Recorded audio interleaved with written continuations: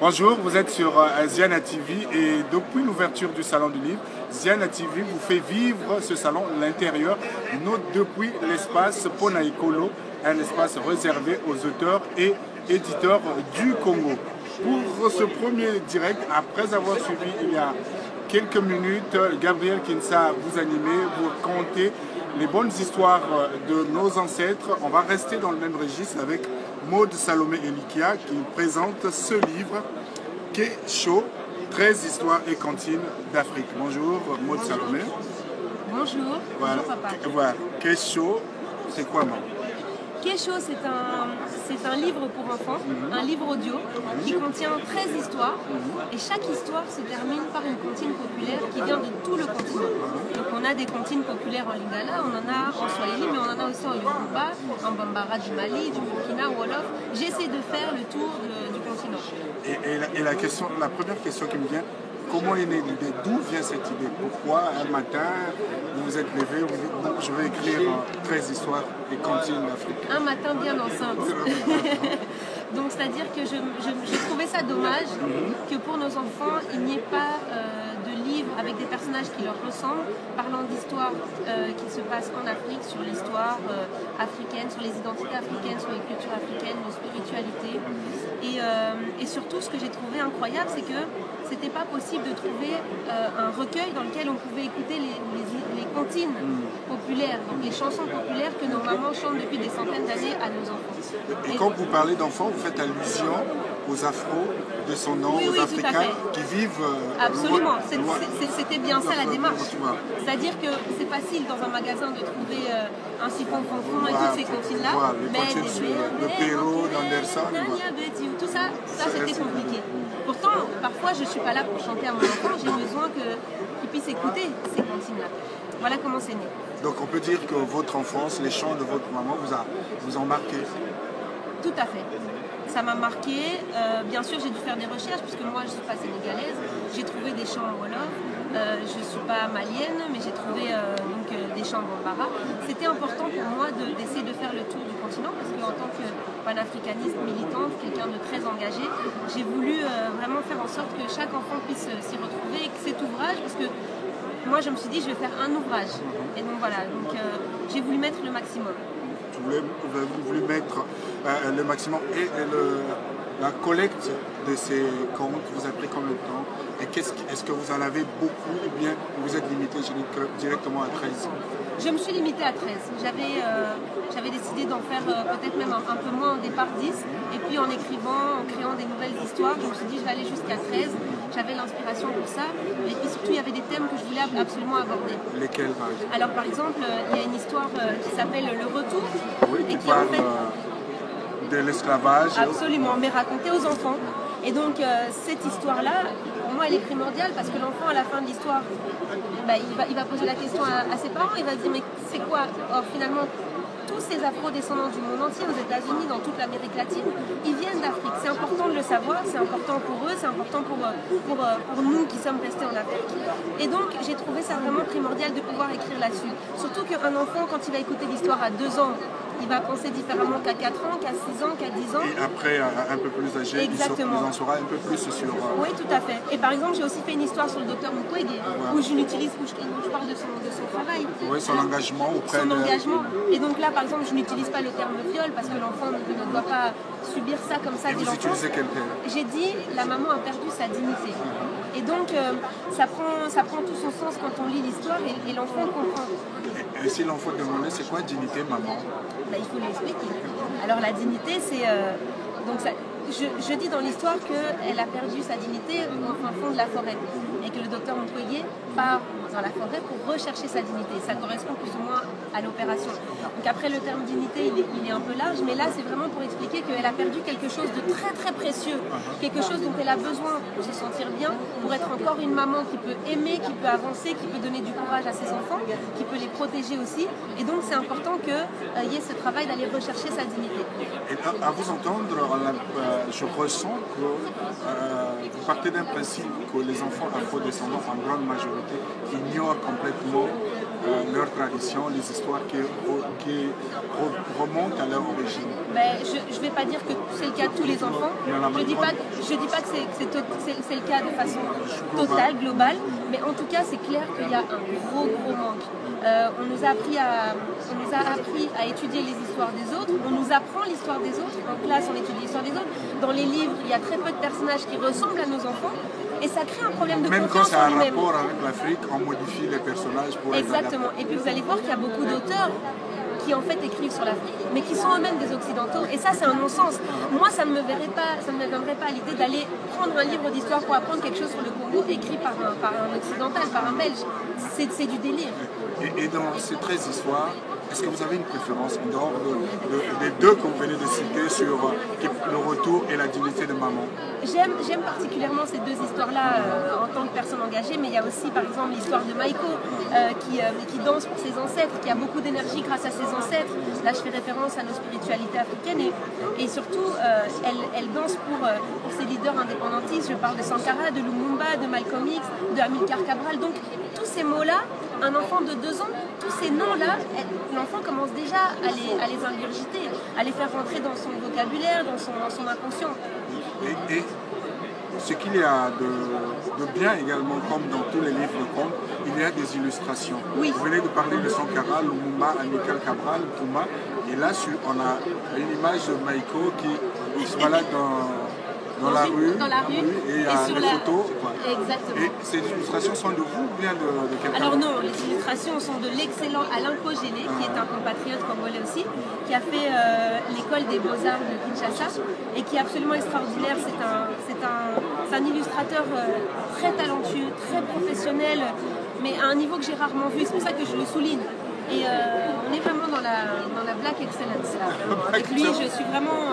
tous les gens avec qui j'ai travaillé sur le livre, de toute façon, je suis extrêmement heureuse. Maud Salomé, il y a oui, donc la clé USB. Donc c'est-à-dire qu'ici, dans la petite pochette qu'on voit là, on trouve une carte USB.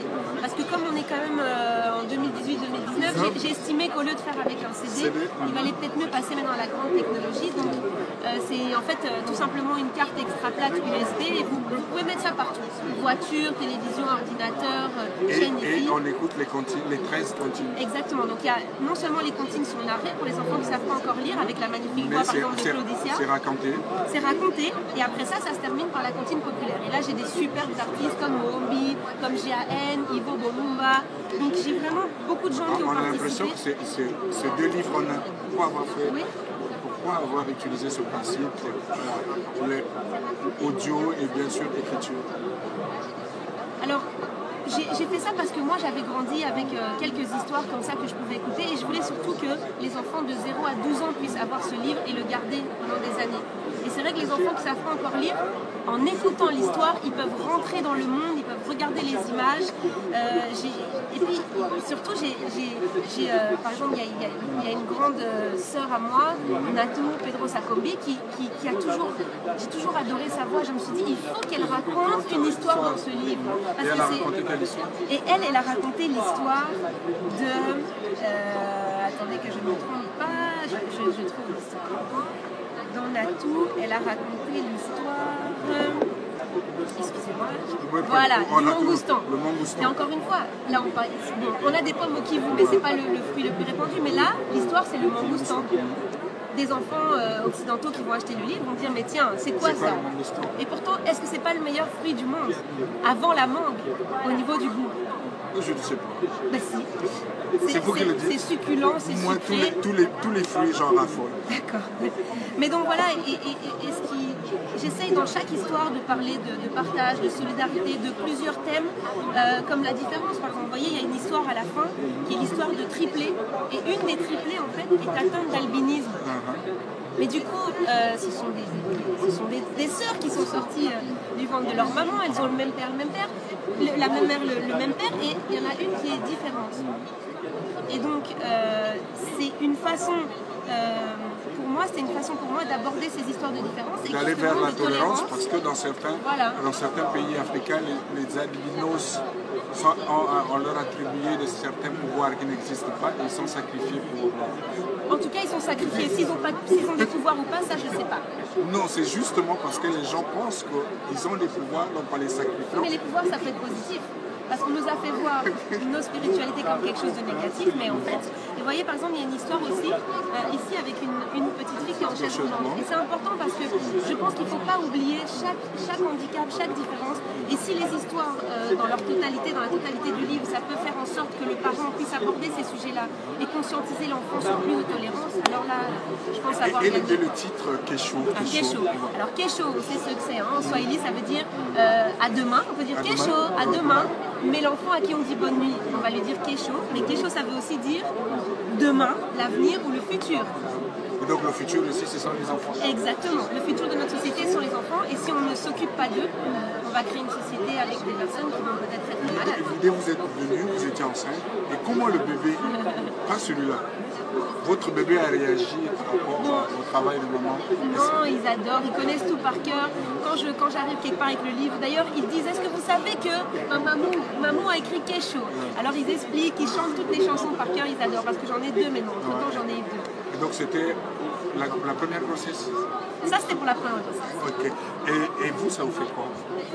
Moi, je suis extrêmement heureuse quand je vois les retours que j'ai. Non, c'est beaucoup plus que ce que je pouvais imaginer. Je suis vraiment heureuse du résultat et de l'impact que ça a. Est-ce qu'avant Kesho, vous avez déjà écrit quelque chose? Moi, je suis journaliste reporter. Je suis journaliste reporter et réalisatrice. Je suis aussi d'ailleurs chargée de communication pour le docteur Mukwege. C'est vraiment mon travail full-time. Je suis une militante. Alors donc je comprends J'avais déjà écrit. Pourquoi il y a un clin d'œil au tout dernier prix Nobel. Exactement. Mais c'était important pour moi. Ce combat qui est mené à l'Est et dans le pays en général, il est primordial. Et c'est bien que les enfants puissent déjà se familiariser avec tous ces concepts, tout ce qui se passe. Et voilà, donc j'avais déjà écrit parce que je suis journaliste et que je fais beaucoup de reportages et donc, mais c'était différent parce que l'exercice de l'écriture pour enfants, on est vraiment sur quelque chose. Déjà l'écriture en général dans la fiction, ça demande beaucoup d'efforts, mais quand il s'agit des enfants, il faut trouver le temps. C'est vrai. Mais j'ai écrit, j'ai réécrit, j'ai testé un petit peu sur les enfants, etc. Jusqu'à ce que je sois satisfaite. Exactement, nous aussi nous sommes satisfaits. Merci. Rien que par les illustrations, on voit une maman avec son bébé, ouais. Les enfants, cheveux naturels. Alors tous les enfants ont leurs cheveux naturels, ils portent tous des noms de chez nous parce qu'on a cette habitude de toujours emprunter ou singer les autres, alors qu'on a tout ce qu'il y a de plus beau au monde chez nous. Et franchement, mes enfants... Vous avez un prénom, tout ce qu'il y a de non-africain. Bon, exactement, parce que malheureusement, c'est mes parents qui l'ont choisi. Bon, mais au moins, j'ai mon nom de famille qui est là, qui me sauve. Voilà. Alors, qu'est-ce qu'il faut encore dire? Est-ce que vous pouvez me chanter? Faites comme si, bon, je suis un enfant. Celle qui a le plus de succès. Voilà. Vous faites comme si il y a des auditeurs qui nous regardent et qui veulent bien écouter une comptine avant qu'on ne se sépare.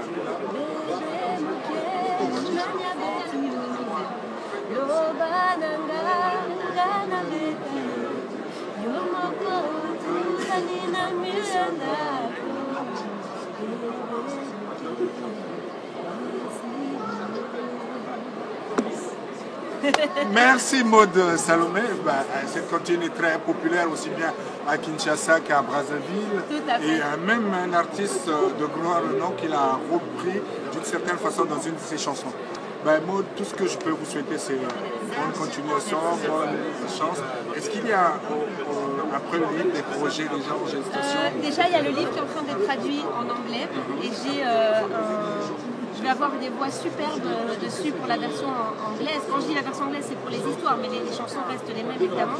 Mais je trouvais ça important que tous les enfants afro-descendants, même s'ils sont anglophones, parce qu'ils ont été exportés aux États-Unis il y a 400 ans, que même eux puissent s'approprier ce livre. Et donc je sais déjà qu'il y aura une voix super dessus.